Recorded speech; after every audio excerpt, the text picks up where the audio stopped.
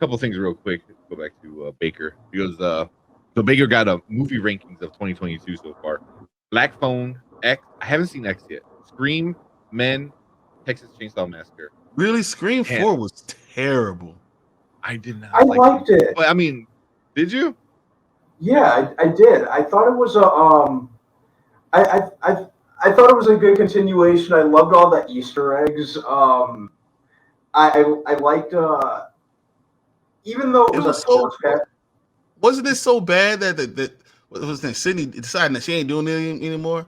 Like, well, I heard it was an issue with Nev Campbell's pay. I heard they were trying to lowball her in terms of her salary. Well, I just read an article today that she's secretly signing a contract to be in the next Scream. Wow. Did I post it? I might have posted it in the Spoiler King group over on. The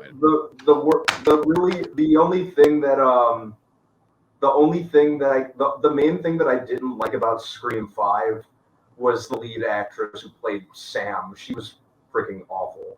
But other than that, I liked Scream 5. I really liked it, and it gave me one of my favorite movie quotes of this year so far, and that's when they were going over when they were talking about the suspect list, and the one guy Wes is like, "What about Deputy Dewey? You know, you got stabbed a billion times, got dumped by your famous wife, and crawled into a bottle. I think it's safe to say you're on the suspect list." And then Dewey's got like, "Well, maybe you're the killer because that cut deep." Yeah, but you know, just no. You know what? I gotta do this. Stop it. Get some help. Just stop it. I'm happy that somebody shares the same sentiment with me about Sam. She was awful, right? Gosh. The movie wasn't well. It wasn't written well. It was a Netflix movie. It should have been not even Netflix. It should have been on like Paramount. it was like Firestarter. It should have been on like that. Like that. I mean, that's I don't know. I really liked it. It just I don't know. There was parts of it that were just better than Scream, and I saw Men, and it was really creepy. I have not seen Men yet. I have not seen Men. My sister was like, "It's really good." She said it was. There were people that left the theater, like there was something that happened, and people left the theater because they were upset. And I'm like, upset because of the thing they were trying to tell, or upset because of what they saw on screen. She's like, a little bit of both. So I was like, oh, okay. So I want to see Men so bad, though. I do. Yeah, I gotta see it. Alex Garland wrote and directed it. I gotta see it at some point in time. Yeah. Usually all the men are played by one guy, or most of the men. So all the character men are by one guy. Yeah.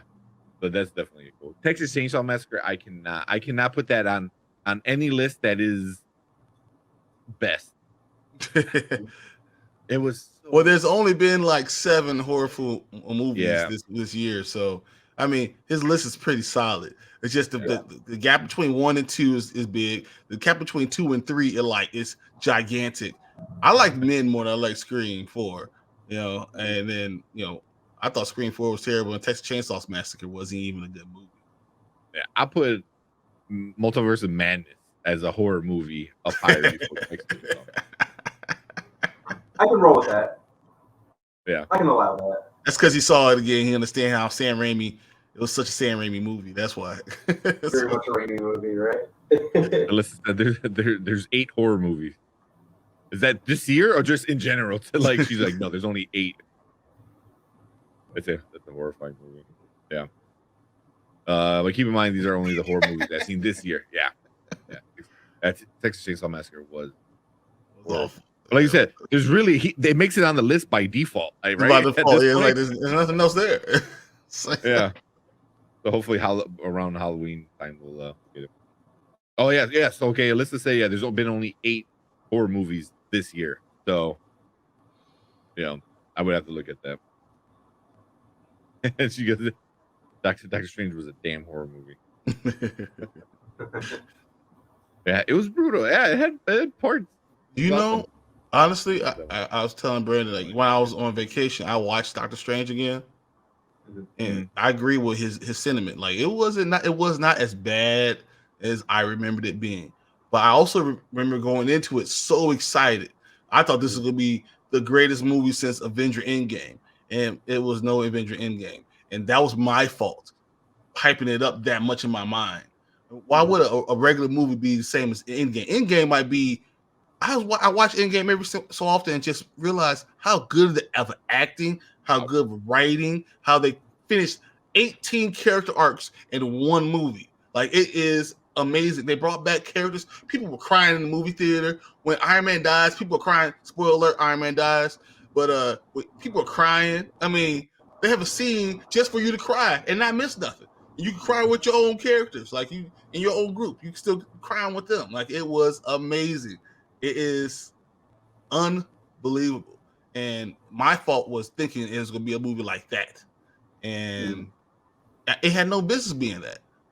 So going back and rewatching it, giving it proper context, it wasn't that bad of a movie. Yeah. I think now that we can see it at home. Yeah, I was just saying that earlier, Baker. It was the MC formula. As much as I love the MCU, a lot of the movies don't have a very specific voice, in terms of style and that sort of thing. So it was nice to see Sam Raimi make a very Sam Raimi film in the MCU. I need more of that energy moving forward in the MCU. Like, that's what Kevin Feige said. Yeah, Feige said that he was going to do it. He's like, I want more experienced directors coming in, so I could do less, because he's trying to put his hands on everything, so he could do less. So he could have a flavor of a movie that just is great. Just like Taika Waititi. I mean, it's that having that type of director just brings the best out of that movie.